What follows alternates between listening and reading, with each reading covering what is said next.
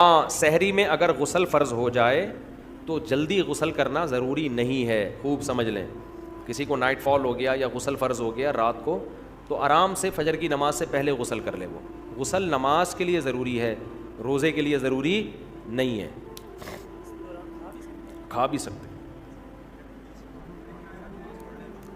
ہاں ابھی بتاتا ہوں. کلی تھوک نکلنے سے روزہ نہیں ٹوٹتا میرے بھائی. بلغم نکل لو اپنا ہو بشرطے کے، تھوک نکل لو، بلغم نکل لو، الٹی نکل لو، اس سے بھی روزہ نہیں ٹوٹتا. لیکن الٹی اگر منہ بھر کے ہوئی ہے فل اسپیڈ سے، پھر اگر نکلیں گے تو روزہ ٹوٹ جائے گا.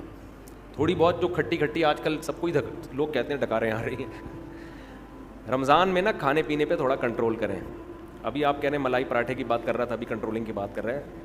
تو ملائی پراٹھا بھی کھائیں لیکن ایک کھا لیں نا پراٹھا. بہت زیادہ دو کھا لیں. اور پھر دیکھو پیٹ جو خراب ہوتا ہے نا، یہ گڑبڑ ہوتی ہے زیادہ کھانے سے نہیں ہوتی، بار بار کھانے سے ہوتا ہے.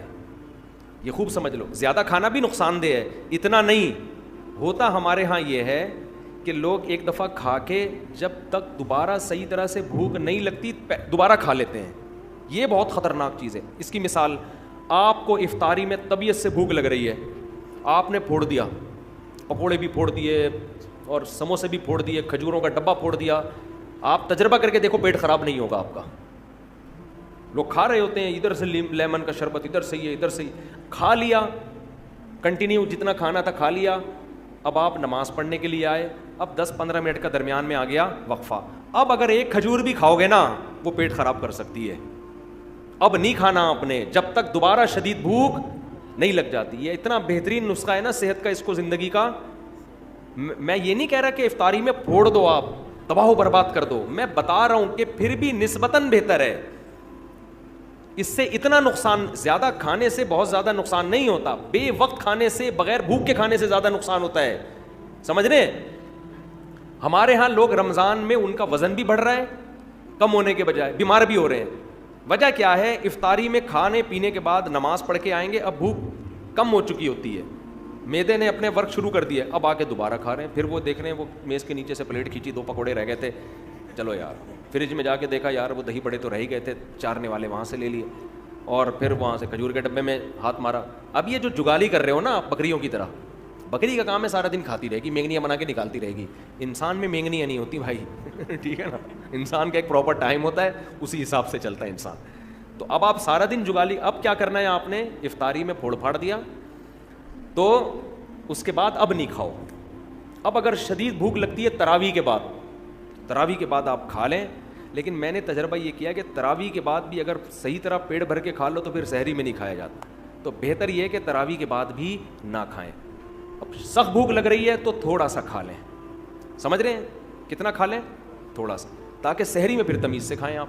تو تھوڑا سا کھا لیں آپ، اور اس وقت بڑا مزہ بھی آ رہا ہوتا ہے. تراویح کے بعد چند کھجوریں کھا لیں، کچھ شہد کھا لیا، مدت ذلہ لا لیا، دامت برکاتہ ملا لیا، جو فریج میں تھا کھا لیا. صحیح ہے نا؟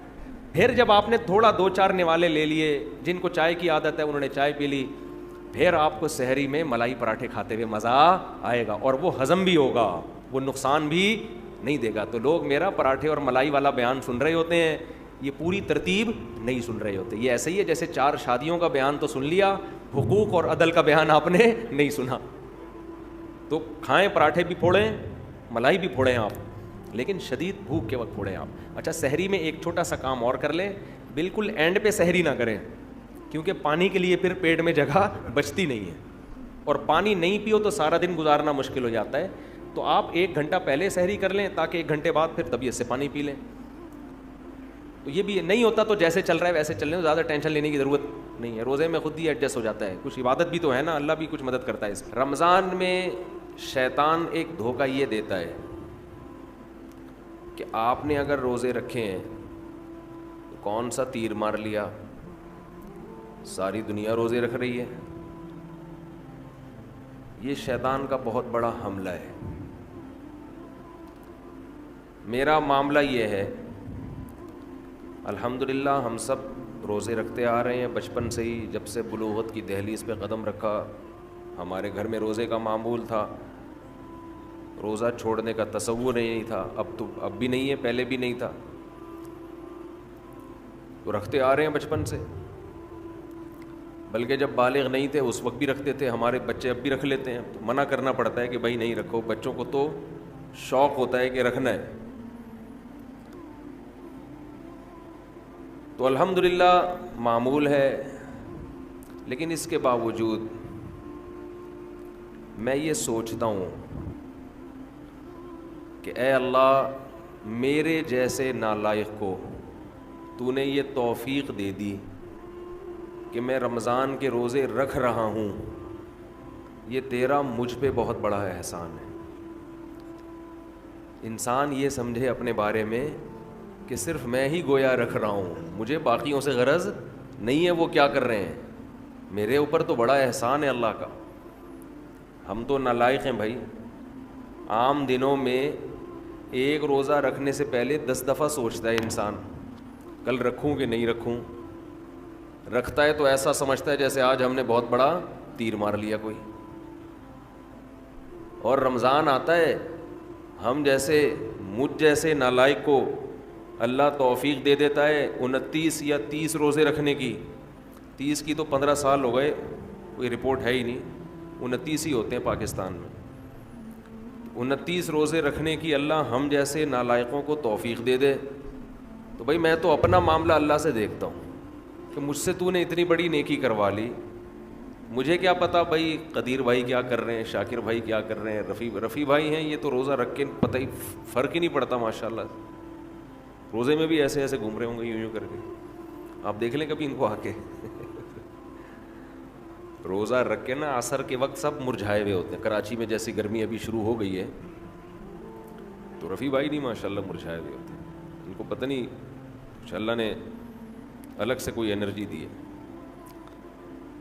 رکھتے ہیں، آپ بدگمان نہ ہو بعض دفعہ انسان اتنا فریش ہوتا ہے کہ لوگ سمجھتے ہیں کہ اس کا ہے ہی نہیں، یہ ہمیں یقین ہے کہ رکھتے ہیں۔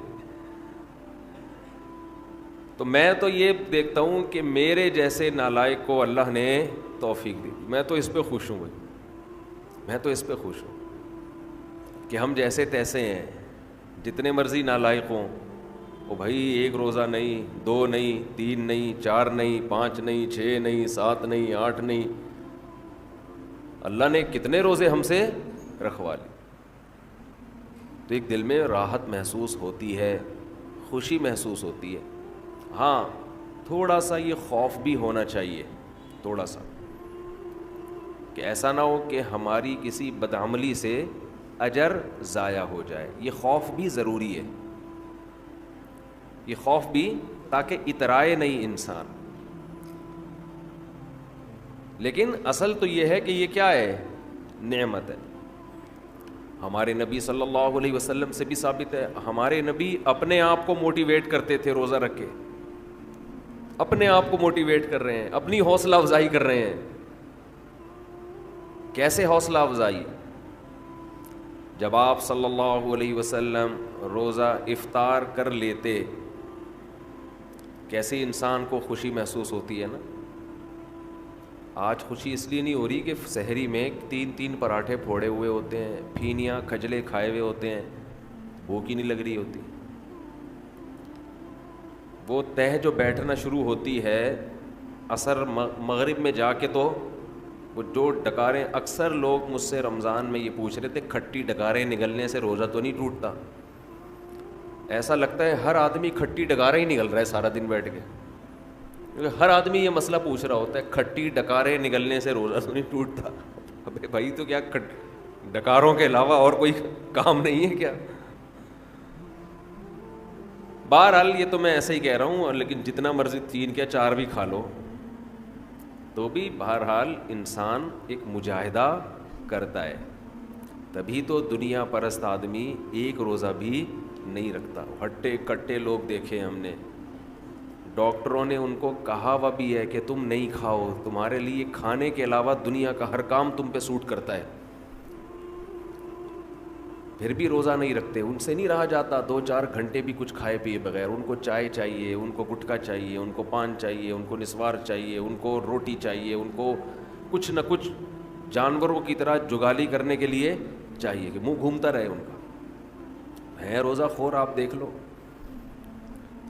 کھا رہے ہیں ان سے نہیں برداشت ہوتا. گھر میں سب کا روزہ ہوتا ہے, بوڑھوں نے رکھا ہوا ہوتا ہے, لوگ ہمیں آ کے بتاتے ہیں سب کا روزہ ہے, ایک نالائق بیٹا ہے ہٹا کٹا جوان, اس سے نہیں رکھا جاتا, گھر میں نحوست کا ذریعہ بنا ہوا ہے. تو ایسے صورت میں اللہ اگر آپ کو توفیق دے دیتا ہے تو ٹھیک ہے, تھوڑا خوف بھی ہونا چاہیے کہ پتہ نہیں قبول ہو رہا ہے کہ نہیں ہو رہا, لیکن امید کو, شکر کو خوف پر غالب رکھنا چاہیے. تو میں یہ کر رہا تھا, ہمارے نبی بھی اپنے آپ کو موٹیویٹ کیا کرتے تھے. کیسے؟ حالانکہ ہمارے نبی میں خواہشات پہ کنٹرول کرنے کی بہت طاقت تھی. آپ تو 24 گھنٹے کا روزہ رکھتے بسا اوقات. تو آپ صلی اللہ علیہ وسلم جب روزہ افطار کرتے تو کیا فرماتے؟ ذہب الظما, پیاس چلی گئی. ذہب الظما, پیاس چلی. تھوڑی دیر کی ٹینشن تھی, ہمارے اللہ نے وہ پریشانی ختم کر دی. وَبَتَلَّتِ الْعُرُوقُ, رگیں تر ہو گئیں, جو خشکی جسم میں تھی, چہرے پہ انسان کے خشکی پیدا ہو جاتی ہے نا, تو آپ صلی اللہ علیہ وسلم فرماتے ابتلت العروق, رگیں تر ہو گئی. یہ دنیاوی ٹینشن جو تھوڑی دیر کی تھی یہ بھی اللہ نے ختم کر دی.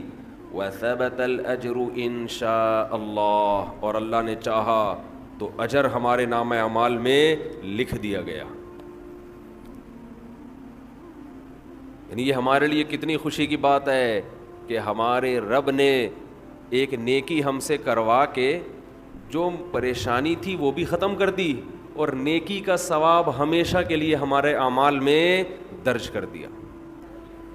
جی روزے میں احتلام ہو جائے, روزہ نہیں ٹوٹتا اس سے. آپ کو بھی احتلام ہوتا ہے؟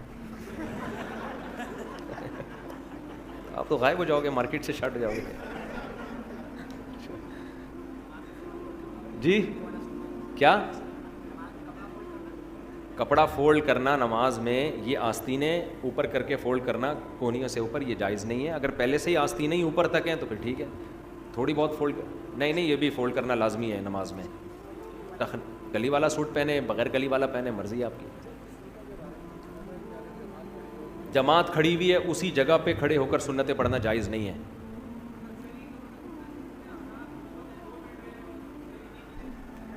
سحری کا وقت اب جب شروع ہوا ہے, 2 منٹ باقی ہیں اور آپ نے لوگ جائیدادیں کھا جاتے ہیں. حقیقت ہے, ہمارے ساتھ تو بہت دفعہ ایسا ہوا ہے, 2 منٹ باقی, ہم نے طبیعت سے پھوڑ پھاڑ دیا, تو کھا لو. تو پانی پی لو یار, روزہ نہیں چھوڑ سکتے, یہ ذہن میں رکھنا. ہاں اگر سحری میں آنکھ نہیں کھلی, رمضان کا روزہ چھوڑنے کی اجازت نہیں ہے, وہ پھر بھی رکھنا پڑے گا. جی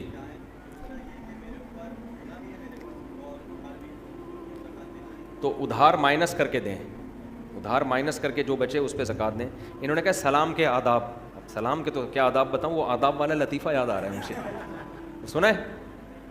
چلیں آپ لوگ تھوڑا فریش ہو جائیں گے. ایک سائنسدانوں نے نا کسی کو, خاتون کو ایک ٹیبلٹ کھلائی بچے کو باادب پیدا کرنے کے لیے, پریگننٹ خاتون تھی, ایک گولی کھلائی کہ اس سے بچہ باادب پیدا ہوگا. تو وہ ایک کیپسول کھلایا. آپ نے سنا ہے حضرت یہ لطیفہ؟ ارے پھر آپ نے کچھ سنا ہی, آپ لندن سے آئے ہیں, اب انگریزی میں یہ لطیفہ ہو ہی نہیں سکتا. تو گولی کھلا دی ایک کیپسول, بچہ پیدا ہوتے ہی آداب, آپ پوچھ رہے ہیں سلام کے آداب بتائیں, تو یہ آداب بتا رہا ہوں. سلام بچہ پیدا ہوتے ہی آداب. سائنسدان بڑے خوش ہوئے کہ یار یہ تو بڑا خاندانی کیپسول ہو گیا ہے. ایک خاتون کو اکٹھے 6 کیپسول کھلا دیے کہ یار جب ایک کیپسول سے بچہ اتنا با ادب تو 6 سے کیا ہوگا. تو اب پریشان یہ ہوئے, ولادت کا ٹائم آ گیا, بچہ پیدا ہو ہی نہیں. بڑے پریشان ہو گئے یار. الٹرا ساؤنڈ کیا, پتہ چلا 2 بچے ہیں, ہر ایک دوسرے کو کہہ رہے پہلے آپ, وہ کہہ رہے نہیں پہلے آپ. اسی میں 1 مہینہ اوپر ہو, سمجھ رہے جی. آپ کچھ پوچھ رہے ہیں جی؟ نہیں, ادھار دیا ہوا ہے تو اس پہ زکوٰۃ ہے, لیا ہوا ہے تو اس کو مائنس کیا جائے گا. کیا؟ ہاں, فون کال پہ وکالت کے ذریعے نکاح ہو جاتا ہے. دولہا وہاں بیٹھا ہوا ہے, وہ قاضی کو اپنا وکیل بنا دے کہ میری طرف سے آپ قبول کر لیں گواہوں کی موجودگی میں. تو دلہن بھی اس کو وکیل بنا دے کہ میری طرف سے آپ قبول کر لیں. تو نکاح تو فون پہ نہیں ہوگا, نکاح تو مجلس میں ہی ہوگا, فون پہ وکیل بنا دیں گے یہ اس طرح سے. لڑکے کے ماں باپ راضی نہ ہو تو نکاح ہو جاتا ہے, لڑکی کے ماں باپ راضی نہ ہو تو پھر اختلافی مسئلہ ہے. فقہ حنفی میں ہو جاتا ہے, دوسرے فقہا کے یہاں نہیں ہوتا. احتیاط یہی ہے کہ نہ کیا جائے ایسا نکاح. صلاۃ و تسبیح پڑھنا جمہور کے نزدیک بہتر ہے, سنت ہے, افضل ہے. بعض فقہا اس کے قائل ہیں کہ ثابت نہیں ہے, اختلافی مسئلہ ہے. پہلے کم پھٹے ہیں یار دنیا میں, نئے پھٹے شروع کریں. مسجد کے متولی یا خادم کی مدد زکوٰۃ سے کرنا. دیکھو زکوٰۃ کا تعلق مسجد کا متولی یا خادم سے نہیں ہے, غریب سے ہے. غریب ہے تو دے سکتے ہو, چاہے متولی نہیں بھی ہو. غریب نہیں ہے تو نہیں دے سکتے. تو غریب آدمی کو دیں گے زکوٰۃ. جی ہاں, نہیں, خواتین کے ناک کان چھیدنا مرد کے لیے بالکل جائز نہیں ہے. آپ یہ کام چھوڑ دیں. جوان عورت ہے, اس کے ناک پکڑ کے مرد جو ہے نا وہ ناک چھید رہے, تو بالکل اللہ کی حدود کی خلاف ورزی ہے. آپ ایک ڈرل مشین رکھیں, ہاں, ہاتھ لگائے بغیر ان سے بولیں اس طرح سے کرو, ہاتھ نہ لگائیں عورت کو. ہاں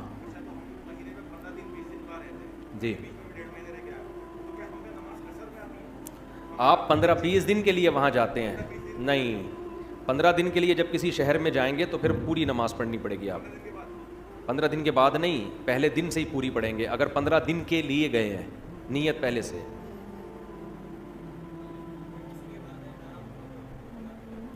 والدین اگر حرام کماتے ہیں تو زیادہ تر اگر حرام ہی ہے تو پھر جو بالغ لڑکا ہے اس کے لیے اس میں سے کھانا جائز نہیں ہے. لڑکیوں کے لیے جائز ہے کیونکہ وہ تو مجبور ہیں, نابالغ کے لیے بھی جائز ہے, وہ بھی مجبور ہے, بیوی کے لیے بھی جائز ہے, وہ بھی مجبور ہے. بالغ بیٹے کے لیے جائز نہیں ہے, اس پر لازم ہے کہ وہ حلال کمائے. جی کہہ رہے ہیں جی اگر جیب میں بٹوے میں تصویر موجود ہو تو پھر نماز ہو جائے, کیونکہ چھپی ہوئی تصویر ہے نا, اس لیے نماز. تصویر اگر بہت چھوٹی ہے, نظر ہی نہیں آ رہے نقوش, تو بھی حرام نہیں ہے, اور چھپی ہوئی ہے تو بھی حرام نہیں ہے. ایسی تصویر جو واضح ہو, چہرے کے نقوش, وہ تصویر پھر اس میں نماز نہیں ہوتی. جی نہیں, یہ غامدی صاحب نے ایک شوشہ چھوڑا ہوا ہے کہ زکوٰۃ جو ہے نا ٹیکس کی طرح ہے, جب ہم ٹیکس گورنمنٹ کو دے دیتے ہیں تو ہو جاتا ہے. اس طرح ایسا نہیں ہے. زکوٰۃ ایک عبادت ہے, ٹیکس عبادت نہیں ہے. زکوٰۃ عبادت ہے, تبھی زکوٰۃ میں نیت ضروری ہے. اگر آپ نے بغیر نیت کے زکوٰۃ دے دی تو وہ زکوٰۃ نہیں ہوگی آپ کے. نیت ضروری ہے اس میں نہیں. اور گورنمنٹ کو جب آپ دیں گے تو آج کل تو گورنمنٹ اس کو صحیح جگہ پہ خرچ, گورنمنٹ ٹیکس ہی نہیں خرچ کر رہی, زکوٰۃ کہاں سے صحیح خرچ کرے گی. مجھے خود ایک بڑے عالم نے 15-20 سال پرانی بات ہے, انہوں نے بتایا ان کے ہمارے وزیر خزانہ سے تعلقات تھے. میں نام نہیں لوں گا اس وزیر خزانہ کا. انہوں نے کہا کہ وزیر خزانہ نے مجھے خود بتایا کہ میں نے کروڑوں روپے زکوٰۃ کے کھائے ہیں خود. تو کیسے گورنمنٹ پر آپ زکوٰۃوں پہ اعتماد کر سکتے ہو؟ زکوٰۃ خود سے جا کے دیا. ہاں, اسلامی ریاست کو یہ حق ہے کہ وہ لوگوں سے زکوٰۃ لے کے غریبوں میں ڈیوائڈ کر دے, لیکن آج کل ایسا نہیں ہے, کرپشن بہت ہے. جی بینک میں زکوٰۃ کٹتی ہے تو کیا کروں میں؟ زکوٰۃ تو فتویٰ یہی ہے کہ ادا ہو جائے گی, لیکن یہ احتیاط کے خلاف ہے, بینک میں زکوٰۃ نہ کٹنے دیں. غربت کا کیا کرائیٹیریا ہے جس کو زکوٰۃ دی جا سکتی ہے؟ دیکھو, جس آدمی کے پاس سونا ہے, چاندی ہے, کیش اماؤنٹ تقریباً 70,000 کا پڑا ہوا ہے. 52.5 تولہ چاندی کی قیمت کیا چل رہی ہے مجھے معلوم اس وقت نہیں ہے, 80,000, 88, ہاں, تو 52.5 تولہ چاندی 88, تو 88,000 کا کیش اماؤنٹ ہے, اس کو نہیں دے سکتے. کوئی پراپرٹی ایسی ہے جو استعمال میں ہی نہیں آ رہی, اس کو نہیں دے سکتے. ہاں, ذاتی مکان استعمال کا, ذاتی چیزیں استعمال کی, اس سے کوئی فرق نہیں پڑتا. تو جس کے پاس اتنی پراپرٹی ہو یا اتنا پیسہ ہو نا 88,000 کے بقدر, تو پھر اس کو زکوٰۃ دینا جائز نہیں. اب آپ تحقیق کیسے کریں گے؟ تو سرسری سی تحقیق کر لیں. کوئی زکوٰۃ دینا چاہتے ہیں اس سے باتوں بات میں پوچھ لیں, تمہارے پاس سونا وونا تو نہیں رکھا ہوا, کوئی پراپرٹی تو نہیں ہے, پتہ چل جاتا ہے. 100% یقین تو ہو نہیں سکتا, تو ایک اندازہ ہو جائے تو اس کو زکوٰۃ دے دیں بس، اللہ قبول کر لے گا انشاءاللہ.